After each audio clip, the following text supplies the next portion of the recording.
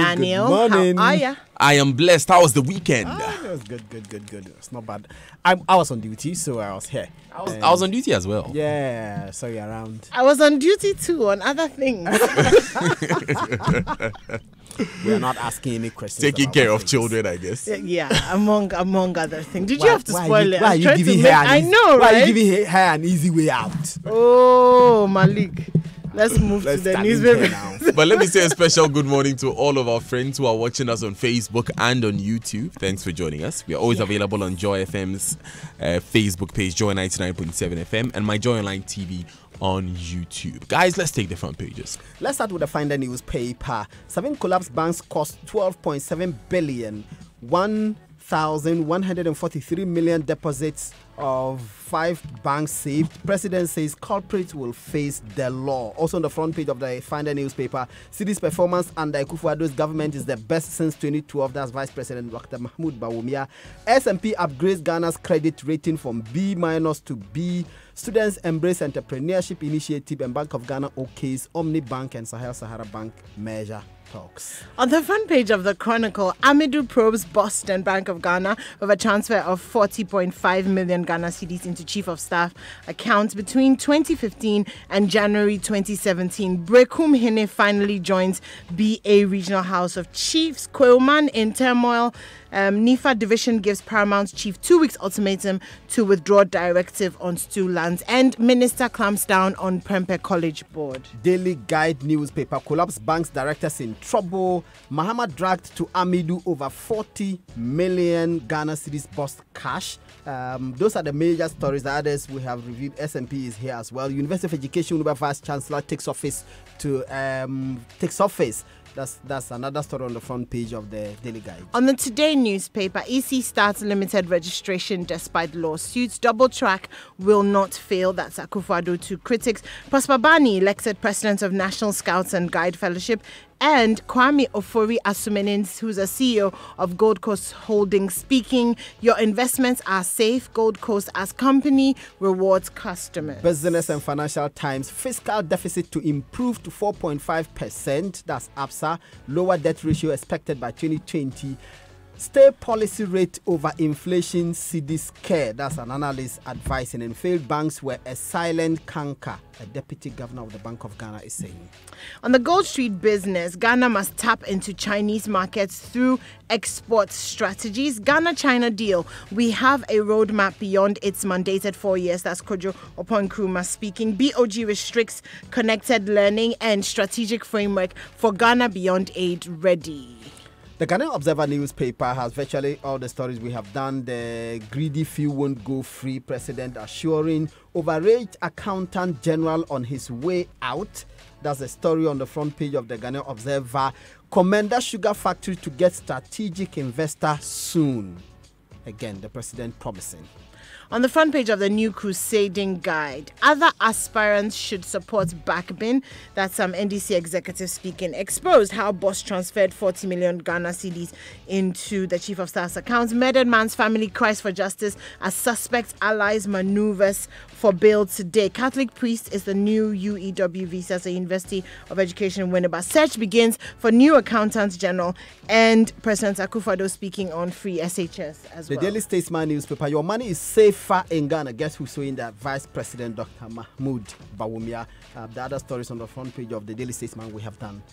The Herald, NPP MP caught in ECG concession scandal, says NDC Haruna Idrisu is aware of conflict of interest. There's a story about Presec. So good morning to all the Presecans, Raymond Aqua and co. State regulator gives Men's Gold confusing signals ahead of tomorrow's crunch meeting. Apparently his lawyer, that's Nam1's lawyer, is angry. You mean Nana Piamenta? Yes, sorry, Nana Piamenta. We know he's Nam1. Lolobi rejects OT region. The Ghanaian Times newspaper, PIAC seeks partners to tackle mismanagement of oil revenues. And Finance Minister big boost for economy. Standards and Poor's ratings here as well. Banking crisis culprits will face the law. The president is talking. Stop politicizing state institutions. a pro-vice chancellor is saying. The Daily Graphic, I'm going to start with the back page. President inaugurates $20 million solar facility in the central region. Validation of traders at Kumasi KJTR markets begins today. And on the front page, a picture of Nana Akufo-Addo and some old Presec boys. We won't spare culprits of bank's collapse. It was at the Presec Durbar that he said that. Ghana rated higher by Standards and Poor's from a B- to a B. Omni Bank Sahel Sahara Bank gets BOG nod to merge. Panic withdrawals could collapse the economy. That's according to Professor Indum. And that's it from the Daily Graphic. Right, guys, let's begin. And let's start with a story that we haven't seen in the newspapers this morning. Surprisingly, I must say, the story of the woman who was being carried across the river. Yes. Go and give birth, Malik. Daniel, it's quite sad story. And this happened in the Mamprugu district of the northern region. You see a video in which two things happen. You see 5-6 young men carrying a motorbike. Obviously, this motorbike was carrying a pregnant lady. They get to the river. They have to find a way of crossing the river to the other side where they can find a clinic so that this pregnant lady can be attended to. So the young men now get wooden sticks with which they have to carry the motorbike across the river. And you see them carry this motorbike and they are dangling and they are in the river. The water is virtually up to their neck. And they have to cross with the motorbike. Now, when you see that and you think that is heart-wrenching, wait until you see them carry the pregnant woman seated in a cane chair. And they are walking and wading through this flowing river with a very strong current. And they have to struggle with this woman across the river so that she can be attended to. And in the end, the story we have is that she lost the baby, which raises again fundamental question. What would have been needed to save this woman's baby and to spare everybody the trouble? Just a simple bridge across the river. Just that. And we don't have it. And when the story was being presented on Joy News Prime on Multi TV, of course on the Joy News channel on Multi TV, it's also on Joy Prime by Araba Kumsin, she took a moment to do something quite unusual. Listen. I usually don't do this, but today my conscience has compelled me to state my opinion on the news we just reported. A pregnant woman just lost a baby because she had to be carried across a river. The obvious reason, poor roads. Also, a clinic in her community has not been commissioned. Last week, Joy News reported that a broken bridge caused the death of a pregnant woman. In that same week, we brought you the story of a family of 6 wiped out because of a broken bridge. Seriously, this is depressing. Where is the respect for human lives?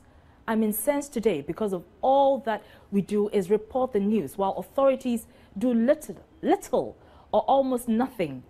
When will our politicians really take care of us and fix situations like this? When? That's a good question. And that is why we are staying with this story for a moment. But there's an update on that, Malik. Yes. So the village is Nangruma, right? This is where this incident happened. I'm sure in the course of the discussion, we'll put out all the issues and all the facts and see what can we do to save these kinds of situations from not only happening in Nangruma in the northern region, but also happening in the Upper West region, in the Volta region, in the Central region, in many other parts of this country where these problems existed. And you remember that we did a similar story where every year school children have to wade through and children die because they are wading through all this water to go to school. And it happens to the extent that the village people now accept it as normal. And if you know that this part of the northern region is a low-lying area, and I used to ride bicycles through these villages, the Nangruma, Yaraba, Kuboretan, Tala, Mankargu, Tuvu, and all those villages. And it's a low-lying area during the rainy season. In fact, in many parts of the northern and upper east region, we call the place overseas, because when the rains come, they can't cross over to either Walwali or to Fumbisi. So the Kufuor government actually built a bridge at Pesingpe. That will help the people to cross over to the Walwali. But there are still other many rivers where bridges are required to enable the people move. You see, when we leave it at a matter of bridges going over rivers, we may we may lose the full picture. I have there's a hospital whose name I won't name, but anyone who knows Takoradi very well knows this hospital, and it's at the end of a very bad road. The hospital is a very, very popular hospital. It's known by the name of the doctor who started it. It's close to Anaje, not too far from Anaje. But when you're going there, and I had to drive there one time, and the road there was just terrible. It was just terrible. You think about a pregnant woman who is going to the hospital on a road like that, who may be in pain. Anima was just telling me before the show how giving birth is like having 75 bones broken at the same time. Having to go through that, and at the end of it, because of someone not doing his work well, you having to lose the baby at the end of that process. It's unimaginable. And for me, no human being should be allowed to go through that. Because even if you were going on N1, even if you're going on the best road, being in the throes of labor, it's not that easy. Imagine the young man carrying the lady. They are wading through river, and the water is virtually at their neck level. They can't see beneath their feet, right? Imagine one of them just hit a stone and lost their balance. What would have happened to the lady? They would all have fallen into the water. Fallen into the water. That's the end. That's why I believe it's important we stay with this story. We'll be going to the northern region. We'll be speaking to our man on the ground, Hashmin Mohammed. Absolutely. And we'll also be speaking to the DCE there and try and get an understanding of when exactly these problems are going to be remedied there. And then we can also begin to point to the authorities who can make sure that things like this don't happen in Adenta or in Soutium or anywhere across the country for that matter. But for now, we would have to move on. And anyone coming to you, take us to the banking story. Okay, so President Akufo-Addo has been speaking. He spoke at, like I said earlier, on the Durban marking the 80th. Congratulations to all of that. Let me say that. Congratulations to all of that. Including our social media executive. Including my father. So yes, it's yes. Anyway, let's move on from that. So yes, President Akufo-Addo has been speaking about the banking saga at the Durban to commemorate the 80th anniversary of PRESEC. Now he says that, and I'm quoting, "It is not right that the overwhelming majority of ordinary Ghanaians should pay for the actions of a greedy few without sanction." He said those responsible for the sequence of activities that led to the banking crisis will face the full brunt of the law if they are found to have broken the law. Now, he was talking in relation to the UT Bank and Capital Bank crisis, where Bank of Ghana revoked their licenses, and then a year later, the BOG announcing the creation of the Consolidated Bank of Ghana to take over the operations of the 5 banks, as we know. Now, President Akufo-Addo, in his remarks, attributed the collapse and subsequent consolidation of some of these banks to the cutting of corners, circumvention of the laws, flouting of and non-adherence to regulations, apparently with the complicity of senior officials of the Bank of Ghana. He also explained that the inefficient and poorly managed banks required the robust intervention of the regulatory bodies to prevent the infection of the banking sector with those acts.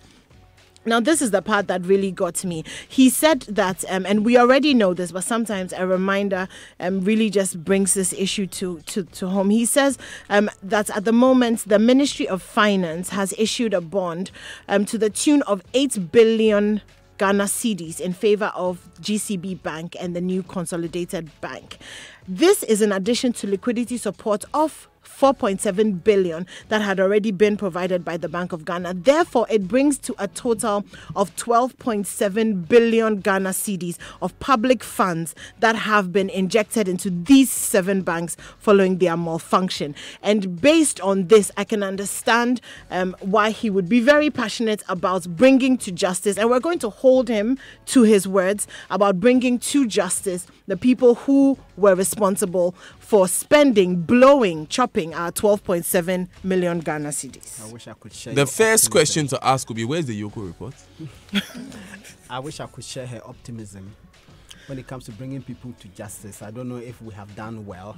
Let's there's a story related to that, and Professor Indom has been speaking. Now, he has been saying that as much as with everything that's going on, we should be careful about panic withdrawals, because panic withdrawals could completely collapse our economy. He said that if any bank or if any financial institution loses 25%, as little as 25% of the money that has been deposited, if customers start to redeem those funds, especially when it's premature and hasn't come to maturity, it can collapse the financial institution and in the long term collapse the economy. So he's asking that we have faith in our financial institutions and not do the panic withdrawal thing, which has been going on with a lot of financial houses. And talking about having faith, last week, I think Friday 14th, right? And I guess many of us didn't pay attention to this until a staff of the Bank of Ghana raised this on News File about the upgrade of Ghana's sovereign credit rating from B- to B. And the Standard & Poor's itself says that this upgrade reflects their own assessment of Ghana's monetary policy effectiveness, which they say has improved, and which is the reason why they are upgrading our sovereign credit worthiness to B from B-. But of course, they issue some warnings. They say they could lower the ratings if Ghana's economic growth is significantly lower than expected, if policymakers' effectiveness were weakened, for example, fiscal deficit and all of that.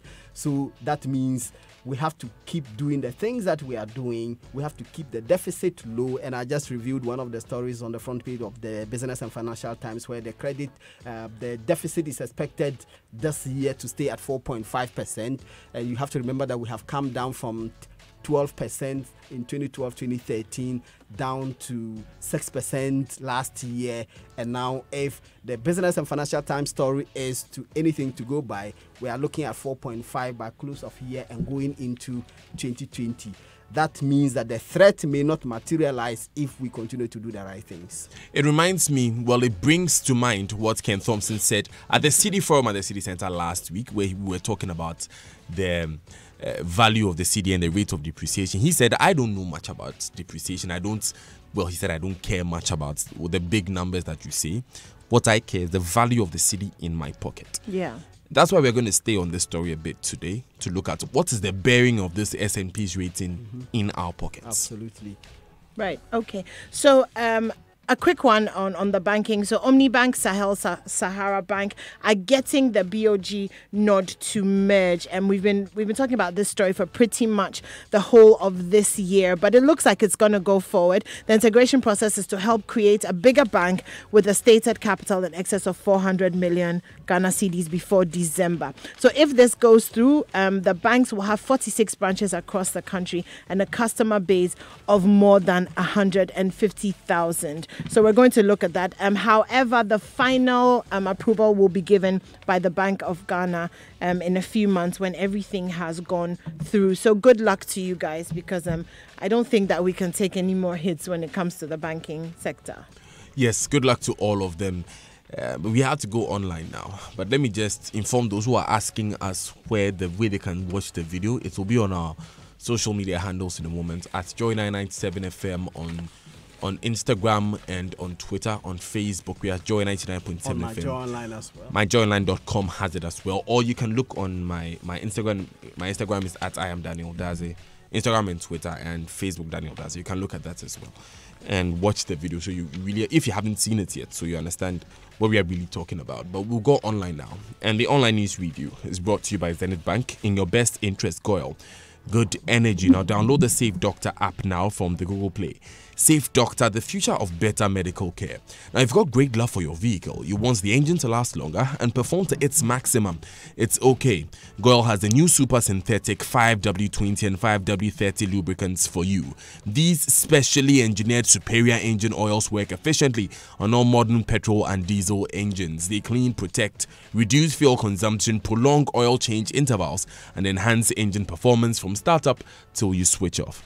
Go to any GOIL filling station and grab the new GOIL Super Synthetic 5W20 and 5W30 lubes. Engineering innovation for your vehicle has arrived. GOIL, good energy. Now, Zenith Bank is 13 years in Ghana. It's been 13 years of serving you with pleasure and making history with you.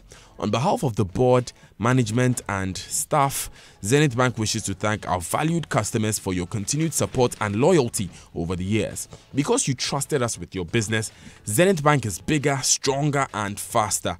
We invite you to join us for our 13th Anniversary Health Walk on Saturday, September 29, 2018.